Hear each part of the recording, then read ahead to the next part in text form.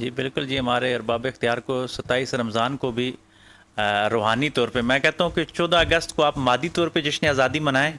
اور 27 رمضان کو ہم روحانی طور پہ جشن آزادی منائیں، کیونکہ اسلامی طور پہ 27 رمضان کا دن تھا، یہ رات ہے، تو ہمارے جتنے بھی ریاست کے سربراہان ہیں وہ باقاعدہ عوام کے سامنے بات چیت کریں، شکرانے کے نوافل ادا کیے جائیں، اجتماعی طور پہ ملک کی سلامتی کے لیے دعا دعائیں کی مانگی جائے جائیں، اجتماعی طور صدقے خیرات کیے جائیں، کیونکہ 27 رمضان کے ساتھ ہمارے بانی پاکستان نے خاص نسبت کی تھی، انہوں نے 14 اگست کی طرف نسبت نہیں کی تھی، انہوں نے 27 رمضان کی طرف کی تھی، تو ہم قائد اعظم کے تھیم کو اگر لے کے چلیں تو پھر 27 رمضان کو ہی منانا چاہیے۔ اور لگے ہاتھوں ایک بات کرتا چلوں کہ پاکستان کی قومی زبان کا مسئلہ آیا تو پہلی جو کمیٹی تھی میٹنگ، اس میں یہ بھی کہیں نہ کہیں آپشن آئی کہ کیوں نہ پاکستان کی اگر وحدت کو، کیونکہ اس وقت اس پاکستان بھی تھا تو بنگالی اردو کا جھگڑا تھا، تو کہتے ہیں کہ پاکستان کو اگر مستحکم رکھنا ہے تو کیوں نہ